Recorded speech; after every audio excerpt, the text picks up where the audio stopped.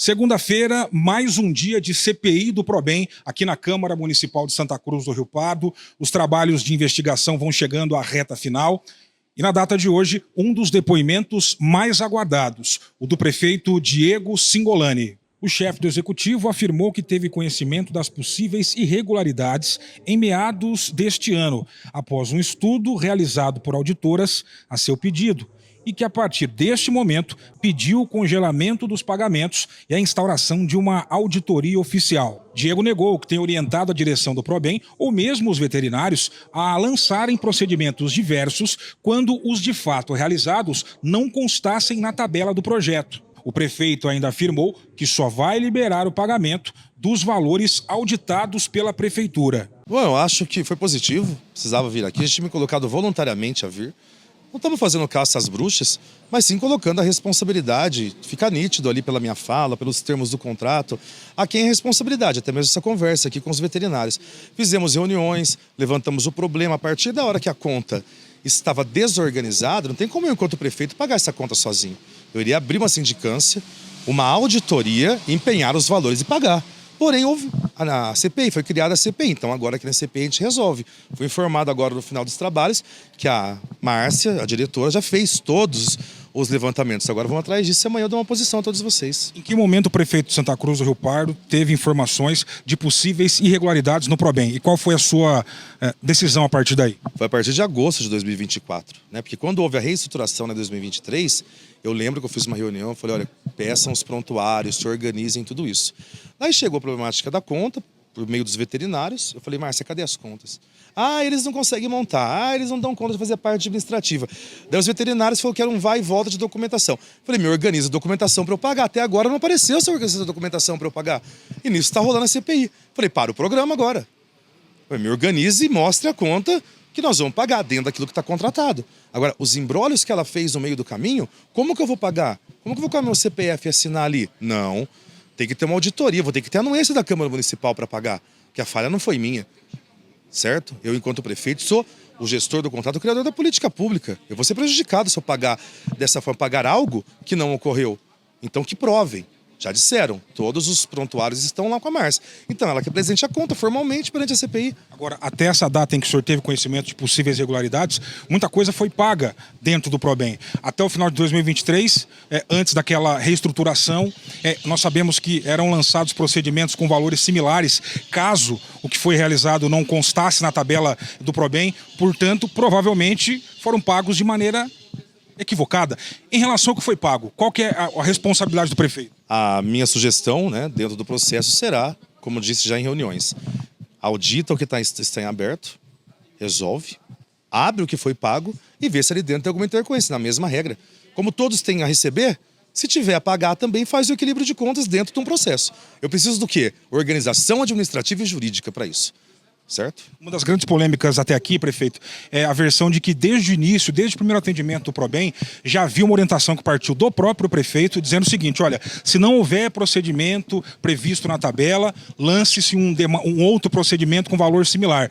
Quase que no sentido de ser uma regra e não exceção. Então eu quero saber, de maneira bastante clara isso, prefeito, houve essa orientação do senhor, fosse para casos de exceção ou como regra? Não. O que houve foi, faça o que tem que ser feito. Dentro do contrato, dentro do contratado. Quando eu chamei lá atrás a diretora, falei, organize o programa de acordo com a tabela SUS, o que eu entendo? Que ela abriu uma tabela de procedimentos do grupo de cirurgia geral, do grupo de obstetrícia, do grupo clínico, e ela teria o domínio para isso, com parâmetros de custo. Exatamente isso.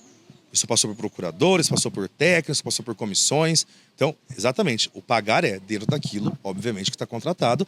E ela, como técnica em veterinária, como servidora pública de carreira, né, tanto ela quanto as outras diretoras, toda a equipe do meio ambiente tem conhecimento de como é que funciona a sistemática da gestão pública. Os veterinários questionam que numa das últimas, ou a última reunião que tiveram com o senhor, primeiro foi dado a entender que todos esses valores que estão congelados, passando por auditoria, eles seriam pagos em algum momento e foi dito para o senhor para que eles continuassem fazendo atendimento. Ficou-se um sentimento para alguns de que a prefeitura sabia que não ia pagar na totalidade isso e mesmo assim instigou para que eles continuassem trabalhando. Queria saber a posição do prefeito. Aquilo que estava dentro do contrato, com prontuário, registrado, organizado, passa pelo crivo da auditoria, acertou, paga.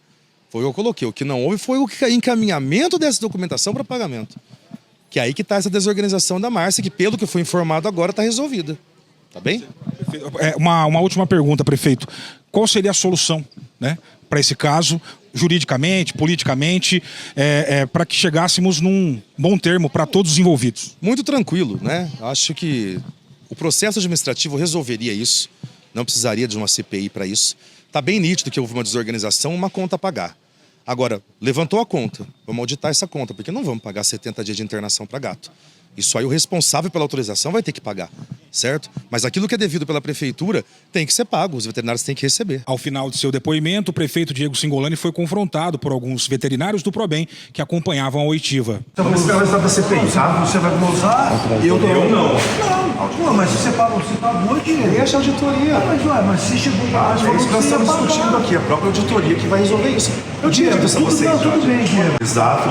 Porque a partir de março, vocês começaram a fazer os prontuários, não começaram? Não, cara, desde o início. A gente só muda o prontuário conforme o Como ela Mas começou a mandar. perante a CPI agora, porque agora aqui a questão toda foi levantada. Prontuário de cada animal. Já tá lá. Já tá com a Márcia? Cadê a Márcia apresentando isso na CPI? O relator da CPI, Fernando Bittencourt, fez um balanço de todos os depoimentos do dia. De acordo com o vereador, a comissão não deve mais convocar depoentes e, a partir de agora, irá se debruçar na análise dos dados coletados. Foi importante a vinda do Rodolfo, eu queria muito ouvi-lo, mas, sinceramente, não contribuiu muito com a CPI, não. A única coisa que nós percebemos ali é que é necessário que a Controladoria Geral, tanto quanto a Controladoria Interna, tenha mais eficácia, né? Porque, como eu estava comentando, eu acho que nesse momento, se você ouviu falar alguma coisa de algum programa, a Controladoria Geral, por ofício, já tem que agir, né? Então, ele disse que não, que ele estava esperando a auditoria e a CPI se manifestar, né, para que depois eles entendessem, se fosse o caso, de abrir um relatório, que já não é mais ele, né? Desde 30/9, oficialmente ele não é. Ele só está como controlador até a próxima, ou o próximo funcionário assumir. Na sequência, tivemos a cariação entre o atual secretário de Meio Ambiente, Renato, e a diretora do PROBEM, Márcia Gaspar. Algo de novo, além daquilo que eles já manifestaram nos seus depoimentos anteriores? Não, parece que ali eles tinham uma congruência maior, né? Então eles concordaram com muitas coisas. Acho que foi legal, foi leve, né? Essa cariação. E serviu ali para a gente confirmar algumas coisas, né? Que havia, né? Uma insatisfação, inclusive, dele como secretário e ela como funcionário, que foi passado para o prefeito, e o prefeito falou, não, fica para arrumar. Não sei se foi um tipo de uma punição, mas... E daí, do prefeito, eu falei para ele, né? Falei, então por que o senhor não agiu exatamente igual com a Luciana? Também arruma e depois sai, né? E agora ele me disse, agora não, mas no depoimento, que ele ia arrumar essa situação e a Luciana volta para o PROBEM, o que é muito importante, porque daí termina, finaliza, vê se vai pagar os nãos veterinários e depois ela segue a vida dela aí na prefeitura. O assessor do meio ambiente, o Diego Demarque, depoimento rápido, 1 ou 2 perguntas apenas, qual era a dúvida da comissão? A dúvida era a participação dele na confecção do contrato, do memorial descritivo, né? Então a gente tinha alguns depoimentos de veterinários e da própria Márcia e da Luciana, onde constava que ele sim participou, né? E aí ele confirma, né, que em alguns momentos ali ele participou do memorial descritivo. O depoimento da Letícia também eu estava muito ansioso para ouvir e foi de grande valia. O dela sim foi de grande valia. Ela demonstrou, né, uma preocupação ali da Secretaria de Finanças, onde ela começa a alertar não só o prefeito, como a diretora Márcia e o secretário da época. Que isso foi em novembro de 2023, quando ela percebe que os valores mensais que ela tinha de teto era 85 mil, e um mês chegou a 156, depois no outro 222, ela falou, vai ter problema. Então ela começa a alertar, mas você percebe que nenhuma ação foi feita, né? Então eu até pedi as cópias desses documentos para ela, muito organizada, e nós tiramos essas cópias aí, vai embasar o nosso relatório. Então prova que todo mundo sabia que a coisa estava degringolando. Mas mesmo assim não tomaram nenhuma atitude, não fizeram nada, mesmo para que tivesse um termo aditivo, né? E hoje ela também fica em dúvida ali se o contrato é anual ou ele é por exercício. Se for por exercício, tem até uma chance de ter esse valor remanescente de 2023 para pagar em 2024. Só que não tinha essa informação. Então hoje o depoimento dela foi muito bom. E ela também alerta a diretora sobre os empenhos dos veterinários, que não tinha empenho suficiente para que pudesse pagar.